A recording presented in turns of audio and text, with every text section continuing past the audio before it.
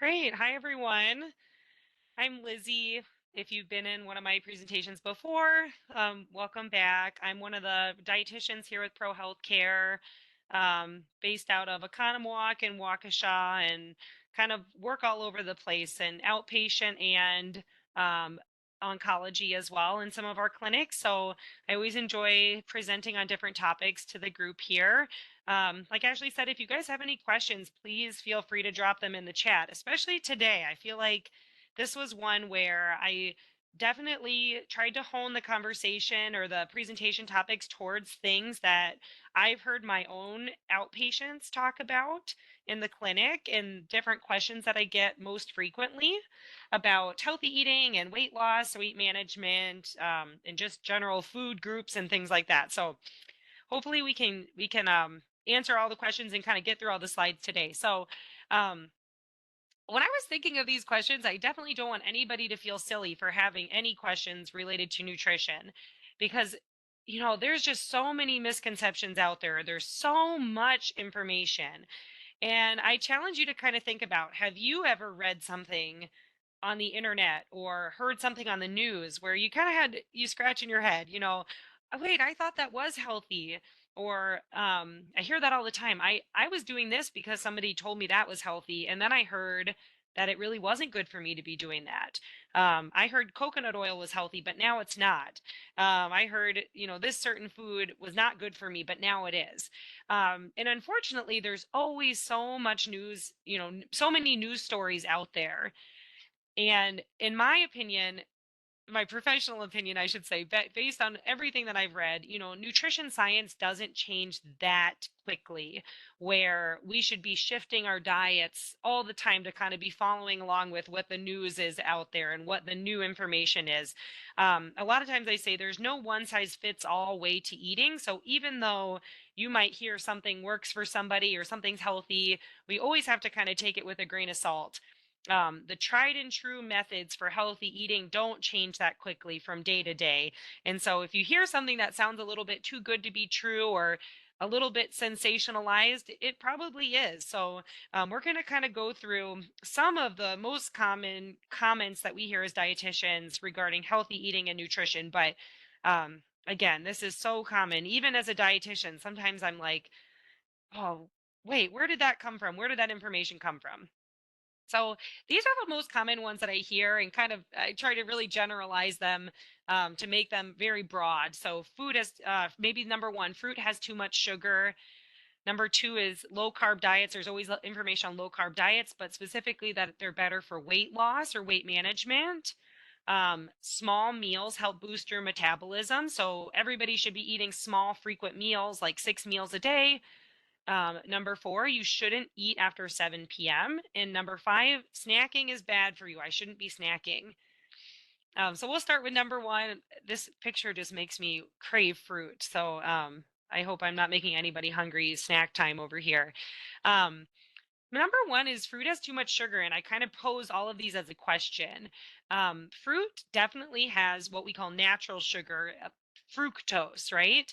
But the nice thing about fruit is that it also comes along with lots of friends, lots of benefits, right? So it's paired up with so much fiber, phytochemicals, antioxidants, anti-inflammatory compounds, cancer fighting compounds, right? So the phytochemicals that are found in fruit are little nutrients that are found in plant food specifically that can help reduce inflammation, prevent DNA damage, help strengthen our immune system. So I don't want anybody to think that eating fruit is going to cause, their blood sugar to go out of control and things like that. Even people who have diabetes can include fruit as part of a healthy diet. It all comes down to portion sizes. So for most people, the recommendation is to aim for around 2 servings a day. So a piece of fruit or a cup of fresh fruit, cut up fruit, a cup of fruit juice. These are the servings that would be kind of listed as what is considered a serving. For things like canned, so we want to go with fresh. Canned can also be healthy. Dried can be a healthy option. But for things like canned and dried, we definitely want to look for things that have no added sugar. So unfortunately, sometimes when we do process these fruits, we can get a little bit of that added sugar added in. And that is something we do want to look out for in our diet. So again, I don't want people to compare fruit with other foods that might be full of added sugar, things like fruit snacks, things that are maybe made of fruit. In that case, yeah, that is going to be adding quite a bit of sugar to our diet. But a piece of fruit by itself is not too much sugar for most people if we watch our portions. So again, dietitian isn't advocating for eating 20 cups of grapes or anything like that, but a cup of grapes can totally fit into a mealtime or a snack. If we're reading labels, we do want to be watching out for those added sugars. And the reason why is that added sugars are adding calories, but they're not adding any additional benefits. They're not adding any fiber or those phytochemicals. And those added sugars, we want to limit to no more than 10% of our total calories for the day. So for most women, that's around 25 grams or 6 teaspoons, or 36 grams of sugar, or about 9 teaspoons for men. And you might be thinking, wow, 9 teaspoons, I'm not adding 9 teaspoons of white sugar to my diet. But unfortunately, in a lot of processed foods, even things that seem healthy, like a yogurt with fruit on the bottom, they can add up that sugar quite quickly in the processing of those products. So added sugar is what we want to be looking out for, not necessarily the sugar coming from fruit. So we want to aim for a variety. Again, a couple pieces of fruit with a meal, or one piece of fruit with a meal, or one with a snack, that kind of thing, and adding in lots of variety. So different types of fruits is what we want to be looking out for. In general, we do recommend more servings of vegetables than fruit in the diet, but fruit can be part of a healthy meal or a healthy snack.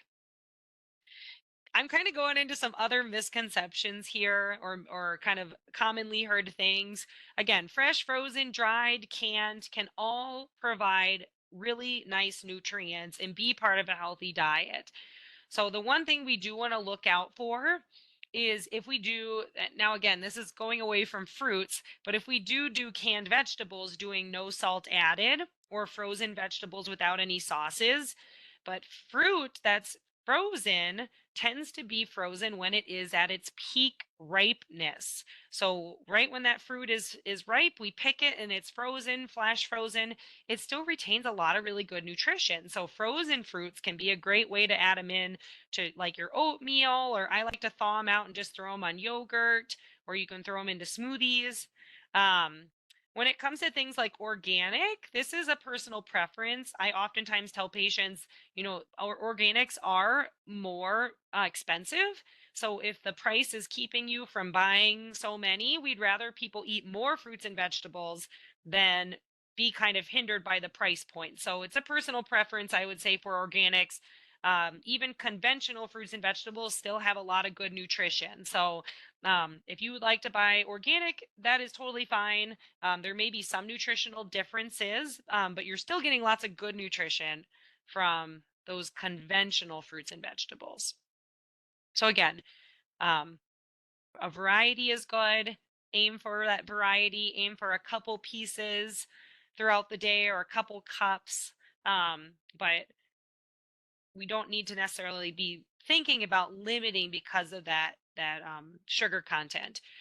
Kind of going along those lines, people will say, are there certain ones I should avoid? Again, I don't think so. I think it kind of comes down to that variety. Certain fruits may have more carbohydrates in them, but balancing them on that plate is going to be the most important aspect. So including them in a meal that has protein, carbs, healthy fats is going to be that key aspect for overall health and overall balance when it comes to meal times or snacks.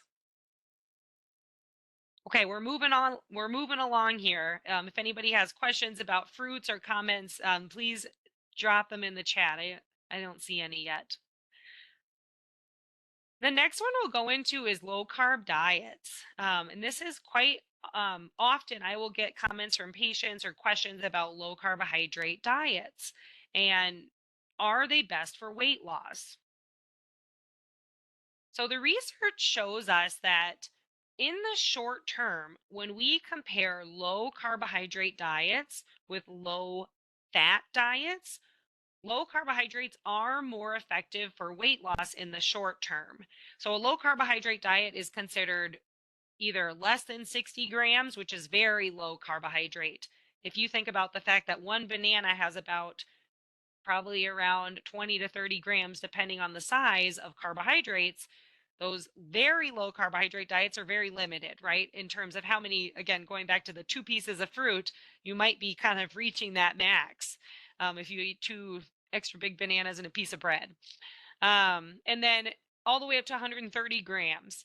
Those are more of those low carbohydrate diets. So in the short term, they are more effective. And a lot of people find that when they reduce carbohydrates in their diet, number one, we tend to be really limiting some of those more processed carbohydrates, things like your white breads, white pastas, white rice, desserts, sweets. Maybe we are eating a lot of fruit and we're just limiting it to a more reasonable portion. So we might be cutting out, number one, more processed foods and watching our portions of those carbohydrate foods. And therefore, maybe we're having that success with that weight loss. For a lot of people, that can be very motivating to see that weight loss and see that, okay, my efforts are paying off. Versus sometimes when we're trying to lose weight or trying to monitor our weight and we're making these changes and we're not seeing that number go down on the scale, that can be very discouraging. In the long term, we know that when we look at this research, there's a research study out there of over 7,000 people, this meta analysis, and they compared different dietary programs.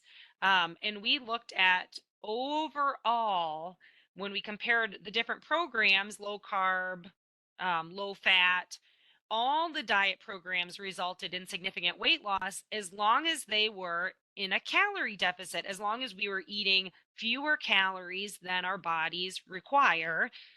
It resulted in weight loss, and there wasn't a significant difference between things like the low carb diets and the low fat diets. So I always tell patients it really is what works for you. So if you find that you're following a low carbohydrate diet, you're cutting out foods that you like, things like your pastas or rice or bread, um, and it's not sustainable for you to follow, that may not be the diet for you. So if you find that this isn't a way that I can eat over a long period of time, and patients a lot of times will tell me, well, I went on a keto diet and I ended up gaining that weight back. Well, that may not be the best option for long-term success with weight management and healthy eating. So in general, low carb again doesn't mean a whole lot when we read these news articles. The ketogenic diet tends to be 50 grams or less. So again, it's really, really limiting those carbohydrates. So patients that find success on this diet are very limited in the foods that they can eat. And some people really like this way of eating. So I'm definitely not bashing it as far as if patients really like eating that way and they find success with eating that way. Um, the lower carb is less than 45% of your calories coming from those carbs. When in the general recommendation is about half of your calories are coming from carbohydrate food. So about 50% of your plate should be coming from carbs. In general, again, not all carbs are bad. We know that carbohydrates can play a role in a healthy diet, but we want patients to be choosing those healthy carbs. So even going back to what will work for you, choosing more fruits and vegetables, more whole grains, lean dairy products, beans. These foods all have carbohydrates, but they are very healthy versions of those carbohydrate foods. If you look at a general healthy eating plate, about 3/4 of this plate, this is the Harvard Healthy Eating Plate, is technically carbohydrate foods. So fruits, vegetables, and grains all have carbohydrates in them. And we know that high fiber foods are very helpful for overall health, for heart health, for blood sugar management. And so we want to be looking for those high fiber, whole grains, fruits, and vegetables in the diet.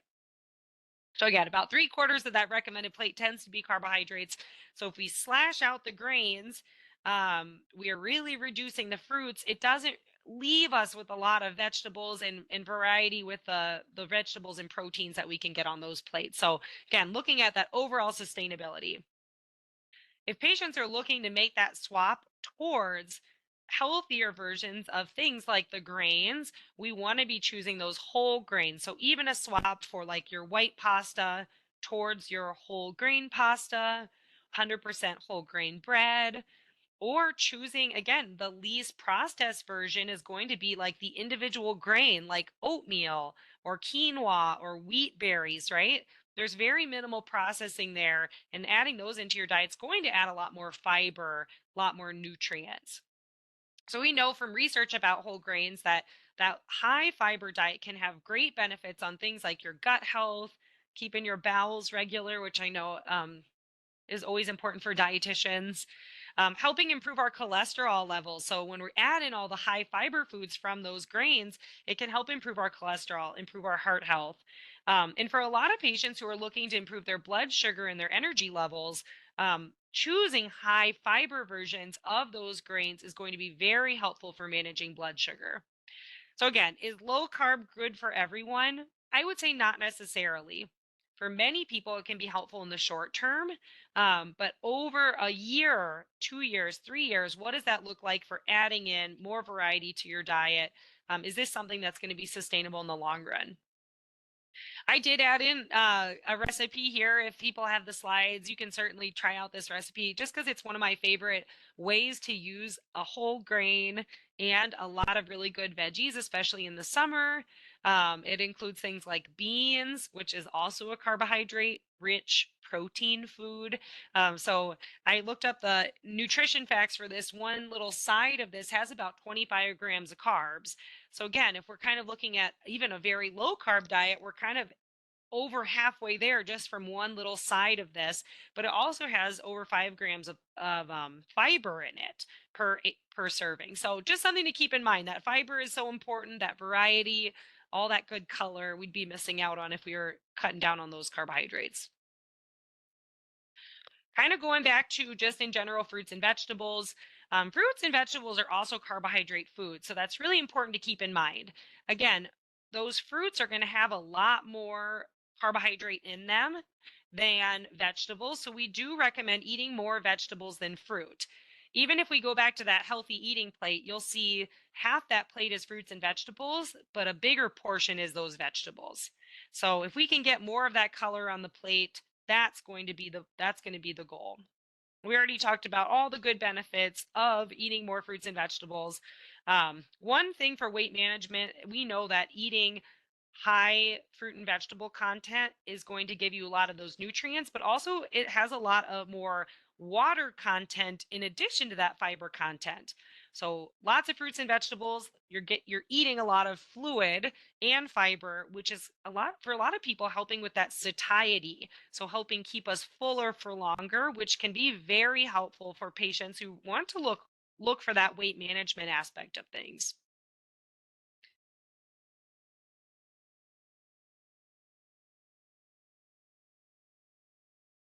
I am just going through these so quickly, you guys. If anybody has any questions as I go through these, again, I'm trying to cover a lot of information in a short period of time. So, the third one that we're going to discuss is about how small meals can help boost your metabolism. And for a lot of people that come to my office and ask me about this, is it better to eat small, more frequent meals? Is it better to eat three square meals? I would be very curious for all the participants in the presentation today to, either think in your head or throw it in the chat what you prefer. Um, because I really do have a lot, like a wide variety. I have people who tell me they like to graze during the day, kind of do the small, more frequent meals. They like snacking. And then I have a lot of people who just like the three square meals. They like to eat breakfast, lunch, dinner. Um, and so everybody's a little bit different on what they prefer. And I think a lot of it has to do with kind of how we were raised, how we grew up eating. So when we think of small, frequent meals, we think of maybe breakfast, snack, lunch, snack, dinner. And at the end of the day, there's not a lot of strong evidence to say that this is necessarily better for your metabolism, for burning fat, or for weight management. There's very inconsistent research just in general about eating frequency and eating time. So, like, what time of day we eat. Oh, somebody said they prefer a small snack between their main meals. Yeah, I think a lot of people are kind of, and that'll kind of go into our next one about snacking. So there are some observational studies, meaning like let's just look at what people out there are doing. And there's so that we looked at people out in the world and how they eat, and there's some observational studies that have looked into people who eat breakfast and overall weight and obesity, and suggesting that people who eat breakfast, so eat that breakfast meal, are less likely to be overweight than non-breakfast eaters. That eating breakfast can actually protect against weight gain. So we're going to kind of talk about that. Not that that necessarily goes into like the small frequent meals, but I guess eating frequency. I do have a lot of people that I work with that skip breakfast and eat more throughout the day, or they skip breakfast and supper time is their main meal. So again, there's not a lot of consistent research about this, but we do know that people who eat breakfast, that could potentially protect against weight gain. For some people, focusing on eating 6 meals a day could lead to overeating.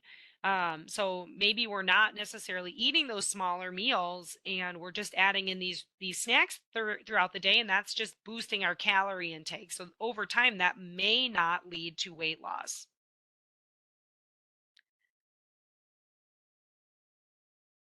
I kind of just put up an example day of eating here. I'd be very curious to kind of take a look at this as just an example of something that I see quite frequently, where the majority of our calories are coming from later in the day. I would say this is very common. So, unlike that research that we just discussed, where breakfast maybe could protect us from overeating later in the day, could protect us from eating too many calories. Many people that I've spoken with over the years eat pretty light meals during the day, maybe have a couple snacks, but then by the time dinner comes around, that's kind of our most balanced meal. That's our biggest meal of the day. For weight loss purposes and people who are looking to lose weight, we want to make sure we're in that calorie deficit. So we want to eat fewer calories than we need. That's not the only thing. We want to eat lots of fruits and vegetables and balanced plates and all that good stuff. But for a lot of people, eating too little earlier in the day can lead to overeating later in the day. And when we allow ourselves to get overly hungry, it could lead us to kind of going for those grab and go snacks, the quick snacks. Um, if you've ever heard the comment about don't go grocery shopping hungry, you know, we're not as likely to make good choices if we go to the grocery store with an empty belly and we're kind of grabbing what looks good. Same idea. When we go into the end of the day, I'm done with work, I'm done with stuff for the day, and it's the afternoon and I'm looking for that quick snacks.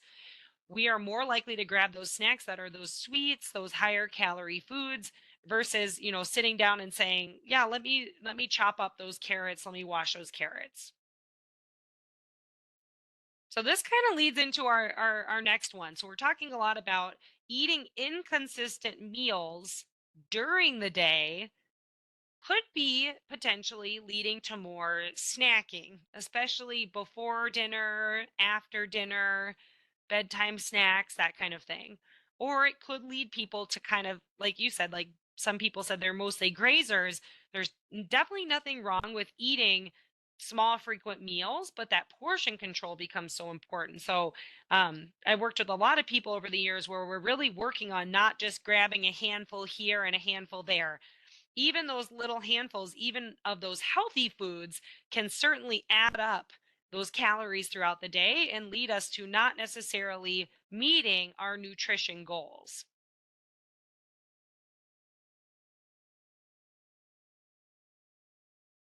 I wonder if anybody in the who's listening to this, does anybody relate to this style of eating where the most of the meal or most of the snacking or meals come later in the day? And you definitely don't have to chime in if you don't want, but I feel like a lot of people will kind of relate to that style of eating, even if it's not specifically this foods.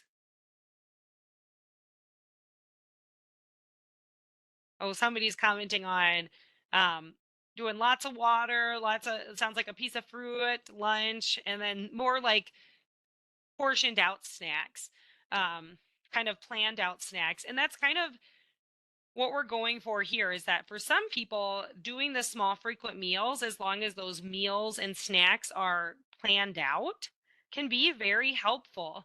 And I kind of call that proactive nutrition. I have a plan, I have action that I'm going to be taking for my hunger, right? I know that I'm going to go for my hour walk. And so I'm going to eat a little snack before, because usually I get hungry during my walk. And afterwards, I want to make good choices. So it's that proactive nutrition versus reactive nutrition. I always think reactive nutrition is, I'm really, really hungry. What am I going to go for? Right. And that kind of goes along with our snacking, which is the next area that we're going to be discussing. Somebody said they're moving towards smaller dinners. I have heard that over the years, of a lot of people moving towards eating their main meal at that lunchtime period. So that lunch is their main meal, and they feel like that gives them a little bit more energy during the day versus eating that main meal at dinner time. And for a lot of people, that can be so helpful. So it might help reduce that like mid-afternoon slump. So eating that bigger lunchtime meal, they get a little bit more energy during their most active part of the day, versus I oftentimes will say, after dinner, what are we doing the rest of the day? Usually relaxing, or we're at the house, that kind of thing. During the day, we're probably most active. I think sometimes shifting those calories to earlier on can help us have more energy, and hopefully give us that energy during the day, so we're not probably leading to that overeating, that reactive nutrition later in the day.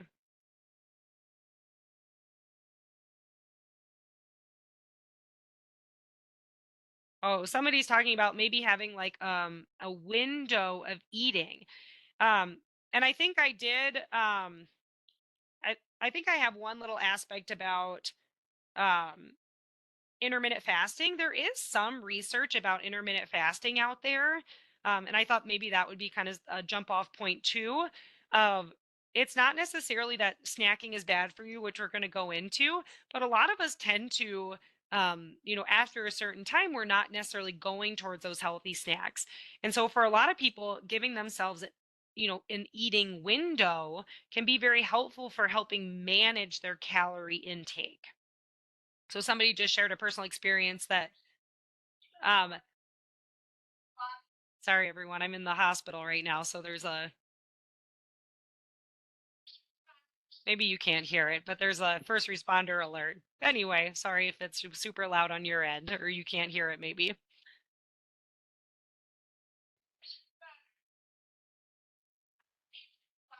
All right, we're gonna go through. Actually, this is my last one. I feel like I talked so fast during my bit about fruits, and now I'm already moving on to my last myth here. But it kind of goes along with the previous one, and so I thought that these two things went hand in hand. Of, is it better to eat the small, more frequent meals? Is it better to eat three basic meals and don't do any snacking? So typically, again, if we do the small frequent meals, it ends up being more of like breakfast, snack, lunch, snack, dinner. Well, I guess this is kind of, I guess, going in. I guess I do have two more left. So this is kind of going along with the no more snacking. All the three of these kind of go together. So don't eat after 7 p.m. ends up being a lot of research about snacking and what we are eating. So again, there's very inconclusive evidence about this. I kind of already went through the fact that um, breakfast eaters, that tends to be protective against weight gain, but it's in these observational studies. So there's many observational studies where they just say, hey, let's look at these 7,000 people, look at their eating habits, and look at their weights. But it's not necessarily looking at what types of foods they eat, the breakdown of protein, carbs, fat. And so there's no time that your body says, after 7 p.m., it's not like all of that food instantly causes weight gain. But there is some research about, again, eating more earlier in the day possibly could help prevent us from overeating in the evening. So there is an association between eating more at night and increased body weight. And then we already talked about that there's an association between eating breakfast and decreased body weight. So if I take those two things together, yes, they're observational studies. We're just kind of looking at what people are doing, but there is maybe some evidence that eating breakfast and not eating as much later in the evening could be associated with a healthier body weight. But there hasn't been a lot of interventional studies. An interventional study would be like, I take everybody on this call and I split you up into two groups. Some people eat more of their calories at night, some people eat a breakfast, right? And we kind of see what happens. There hasn't been a lot of interventional studies where we intervene on people's dietary habits and see what the outcome is with their weight. So we do need more research on that, but there has been some research on, again, that intermittent fasting or maybe eating in a window of opportunity. For a lot of people, again, I will make the recommendation to eat when they are most active during the day. So if you're doing stuff all day long, that's when you want to give your body energy. You want to fill up your car with gas before you go drive 80 on the highway. Same thing with your body. You don't want to just be running on fumes all day long and then get to that dinner time meal, and that could lead to overeating, where now we're eating, let's say 1,000 calories between 4 and 7 p.m. So maybe doing that bigger breakfast and eating a smaller dinner, there's some research that says that that could help with our insulin sensitivity, could help with our blood sugar control, could lead to decreased body fat and lower hunger levels during the day. So again, it does matter what we eat and how much we eat, versus thinking about, I need to be eating these small frequent meals or just absolutely don't eat anything after 7. I've worked with a lot of people who stay up until midnight. Well, if you eat dinner at 5 and you don't go to bed till midnight, you might be hungry. That's okay to have a snack. But again, work towards that proactive nutrition. Can I have a pre-planned snack, maybe like that handful of nuts and an apple or a yogurt with peanut butter? We're going to talk about some healthy snack ideas too when we talk about snacking. Instead of that reactive nutrition where it's been 4 hours since dinner, I'm still watching movies and I'm starving, let me go grab something quick. We're going to go for those unhealthy options possibly. So again, it matters more how much we eat throughout the whole day and what we're eating. Are those choices that I'm making after 7 p.m. aligning with my goals? Are those choices I'm making after 7 p.m. actually about hunger? Am I even hungry, or is it just kind of a habit that I'm in? And we're going to talk more about that with snacking. For a lot of people I work with, there are some things that can really impact sleep. So we know that eating a bigger meal before sleeping can really impact sleep quality. So if you have a hard time going to sleep, you might not want to eat so much right before you go to bed. If you go to bed at 9 p.m. like me, I don't want to eat that big meal at 8 p.m. That could really impact that sleep and that quality of sleep. Eating a higher fat meal, things like pizza or fried foods, could impact that sleep quality as well. And then if you have acid reflux or GERD, eating that big meal or eating more calories right before bedtime is not recommended, because that's going to cause more issues with acid reflux, especially of high fat foods. So there's lots of reasons why maybe eating after that 7 p.m., it's not necessarily the time, but it's the types of foods that we eat and if we're actually hungry. So kind of going into the snacking topic that we're going to be talking about. Any questions about late night eating? This is a very common one that I get with a lot of my patients outpatient, is about late time eating or nighttime eating. And we really work to choose healthy options or kind of consider the reason why we're eating. So is it kind of, I'm just craving something? Is it every time I'm sitting on the couch, that's when I tend to go for those options? I want something sweet because I'm watching TV, or I want that popcorn because I'm watching a movie. Judy says she agrees with eating for fuel, that they try not to eat too much late at night, especially if you're just watching TV. And I feel like that's a lot of us, right? If we're more sedentary at night, is that when we want to be getting our energy in, or do we want to maybe move that snack to earlier in the day? So if there's any gardeners in the chat, I work with a lot of people who like to garden during the summer, and they feel like they're active all day long. They're outside, they're doing stuff. Um, but a lot of times they're not maybe getting that fuel. And so then sometimes they tell me, well, then they get home and at dinner they eat this really big meal because they've been outside all day and they hardly eat anything. So a lot of times I'll say maybe move that bedtime snack to earlier in the day. Maybe make that a 10 a.m. snack. That's going to help give your body the fuel it needs to hopefully prevent some of that eating at night. So again, that proactive nutrition is kind of the key here. Maybe having some written out. I have patients who like to write out, here's 4 quick healthy snack ideas. They put them on like a sticky note on their fridge. Maybe that's that reminder of some quick and healthy things we can grab versus the grab and go stuff to bring to the couch. One more comment about the late night snacking kind of goes along with the snacking idea. Um, so snacking is bad for you is probably one of the most common things that I hear from people.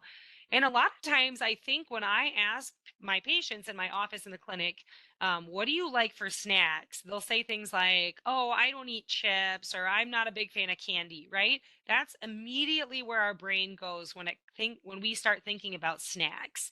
Um, so again, does this picture of all these different candies I feel like I don't know what store this is. That maybe it's a candy store. I'm like, what store would you go to that has this variety? I guess there's combos. Maybe it's a movie theater.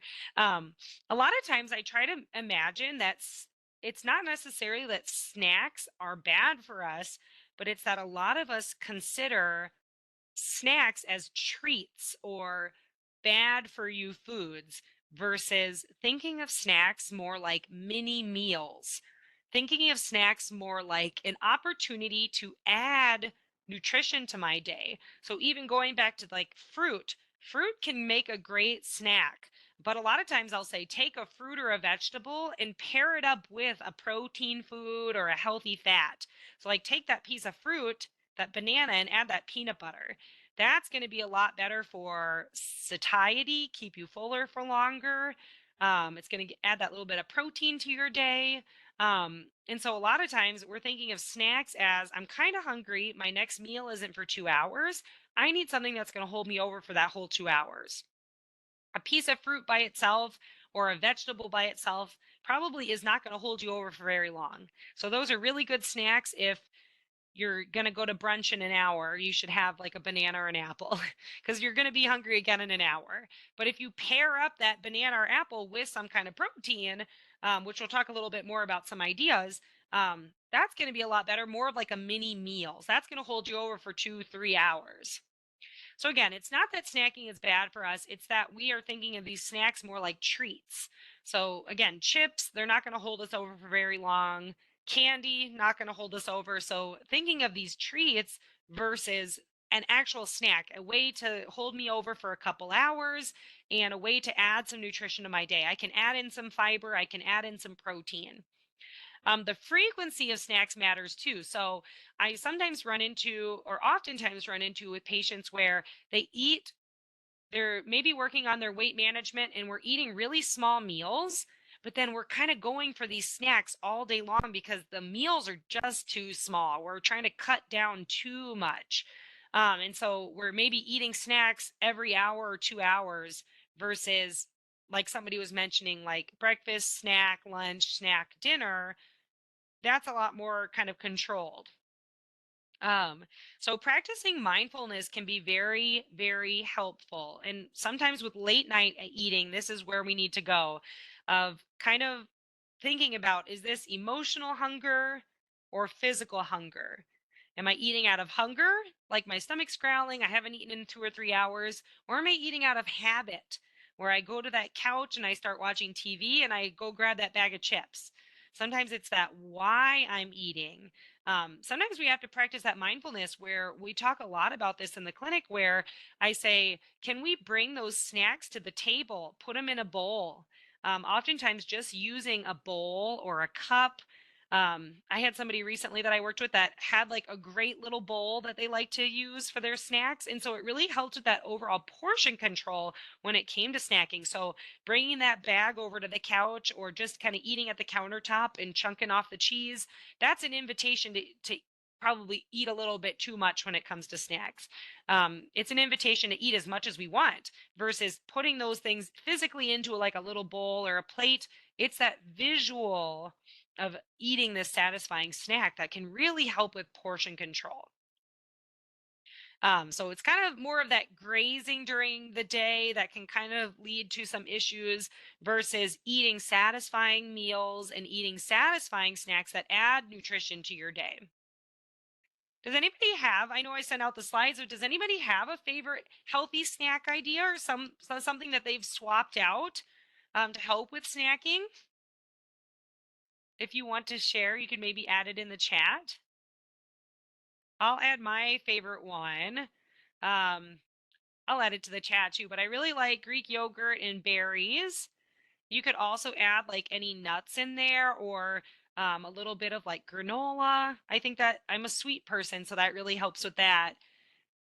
If you're really craving something sweet, sometimes I'll add like some little chocolate chips or something into the Greek yogurt. So that Greek yogurt is a great source of protein. Then you can add in, again, those antioxidant, fiber rich berries to pair up that fruit with that protein rich food. Yeah, somebody said cottage cheese in a fruit cup. That's another really good one. Cottage cheese is a great protein, high protein snack. And that can make a good breakfast too for some people that, again, want that lighter breakfast, feel like they're not super hungry in the morning. A little bit of cottage cheese and fruit can be a good high protein, high fiber. Somebody said they make their own trail mix. Yes, that's a great one. Or own nut mix. That's a really good one.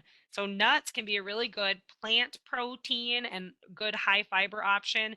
And then they have that their own healthy fats in them. So when we think about fats and we're looking to add healthy fats to our diet, nuts can be a really good version. There are some good trail mixes out there, but sometimes making your own is a good way to customize it and ensure that you're getting all the healthy options versus sometimes the ones in the store are mostly M&Ms. So if your trail mix is mostly M&Ms, maybe not the best option. Add another thing of nuts to it. I had somebody I recently worked with where they really liked walnuts and they felt like all the nut mixes in the store didn't have enough walnuts, but they liked some of the stuff that was happening in the store. So I just said, buy the one in the store and then add another bag of walnuts to it. Then you can kind of customize. Anybody, somebody said they prefer the unsalted or raw nuts. Yeah, that's a great tip. Unsalted nuts can be a great way to cut down on sodium for your blood pressure, for overall health. If you like salted nuts, sometimes we say, can you take the salted ones and mix them in with the unsalted? And that helps just reduce the sodium. Or sometimes patients will really like some nuts unsalted. Like I think unsalted cashews taste really good or unsalted walnuts versus salted peanuts, but maybe mix the salted ones and the unsalted ones together just to kind of get a good mix. Um, so here's just some healthy snack ideas. Again, a lot of these will kind of pair up a protein or a fat with that fruit or vegetable or carbohydrate food. Um, oh, somebody said the video is frozen. Am I still frozen? I think it's okay now, or at least Okay, on my good. end. On my Okay, end, it perfect. looks okay. Perfect. Okay. Um, any of these that you guys have tried or anything else to add to the list? I know a couple people kind of added some in already. Cashews and dried bananas. That's a really good one. One for the summer, I should have put a recipe in here. One for the summer that I recently saw, if you like ice cream, is somebody took Greek yogurt and you could do sweet or unsweet and maybe like do a drizzle of honey, but they took like a baking dish with parchment paper on it and they put Greek yogurt and then they put their berries sprinkled all throughout the Greek yogurt and then they froze it. So they made like a yogurt bark, which I think sounds really good for the summer as a snack. Like if you like ice cream, high protein, lower sugar option than ice cream. I'm a big ice cream fan, so I think I'm going to be trying that one out. And yeah, I just feel like that's a good one for a lot of people if you like yogurt. So in general, as I know we'll kind of open it up to any other questions or myths, but just some general tips for healthy snacking, healthy eating based on what we talked about today. Um, a big one that I work on a lot with people that I work with in the clinic is setting out that plan for the day. So can you write, if you're having a hard time, like my eating is kind of all over the place, a lot of times we'll say write out your meal plan for the week. Doesn't have to be a structured meal plan like off the internet that you print off, but write out, what does breakfast, lunch, and dinner look like, and maybe what are 3 to 5 healthy snacks. I kind of alluded to this earlier, but what are 3 to 5 healthy snacks that I can have on hand? Because again, we need to plan those snacks out, or else we're kind of going to go more towards the grab and go or try to pull stuff from the fridge, and it may not necessarily be the healthiest option. So sometimes just writing out those snacks for the week in addition to the meals is helping you do your grocery shopping, right? So if we don't plan out for those meals, there's that quote, fail to plan or plan to fail. I don't like how strict that little quote is, but it is true when it comes to snacking. So if I don't plan out those snacks for the week, I'm not going to have snacks for the week. And those can be part of a healthy meal plan, if we let them. Okay, I ended a little early. Are there any other things that you've read, things that you heard? Because again, I think some of this goes along with stuff that the dietitians and our group here hears all the time in the clinic. But are there any other things that you've heard, misconceptions or things that you feel like you've questioned in the past that we can discuss in the next couple minutes here?